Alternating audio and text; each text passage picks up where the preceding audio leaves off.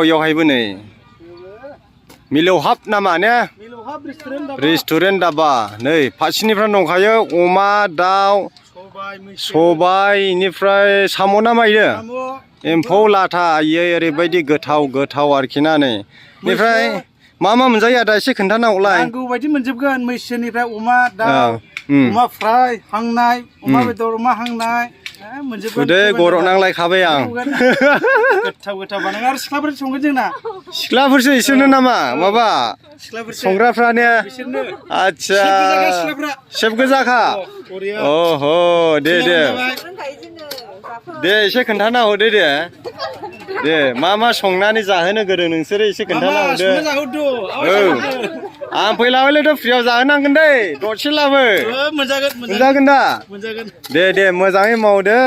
एसे मोजाङै खामायदो फैनांगौ गासिनबो फैनानै जाफैना होनांगौ 24 नाम्बार लास्ट फैबालाय नै आदानि रेस्टुरेन्ट नाम्बारा 24 नै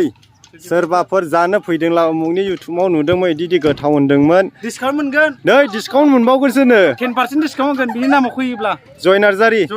नामाव बेनिफ्राय फेसबुकआव जुवेल नार्जारि अके दे हामबायसै आदा खोनाखाबाय बयबो जायनो नायो डिसकाउन्ट मोनगोन आंनिफ्राय नै 10% 24 नाम्बारावहाय अके ला दे हामबायसै आरोबाव नै बेयावबो दंबावो नै आरोबाव ओरैबो दंबावो ओइ बा आसोलफोर दंलै नै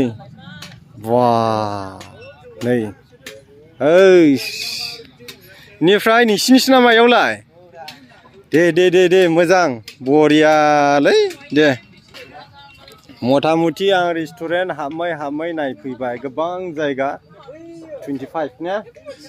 25 नाम्बाराव रेस्टुरेन्ट दाबा नामा अके होमब्ला हटेल रेस्टुरेन्ट इयावनो केबिनावहाय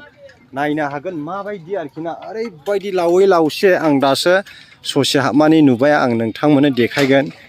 बिसिबां गोलाव इयावहाय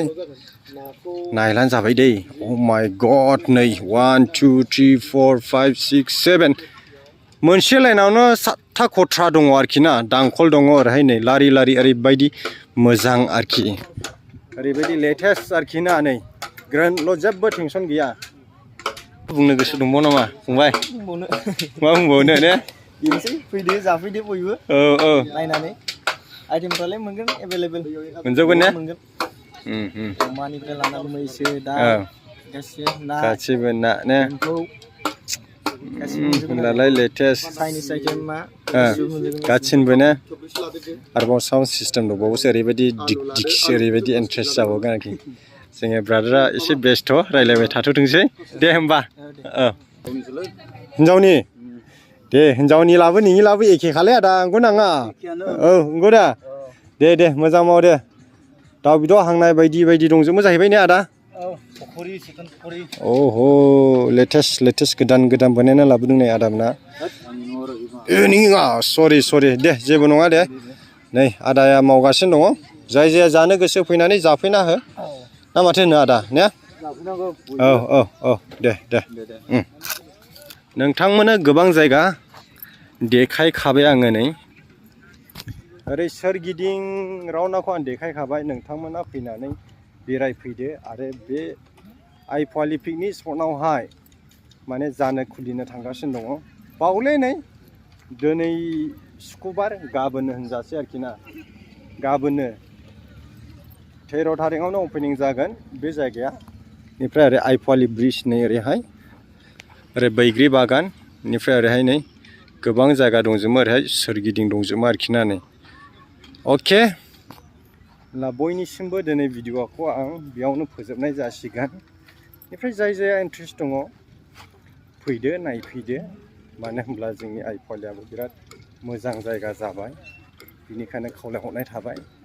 बयबो फैनानै लैहोर फैनानै रंजा बाजा जानानै बयबो बेखौनो गुरै खावलायहरनाय थाबाय अके बाय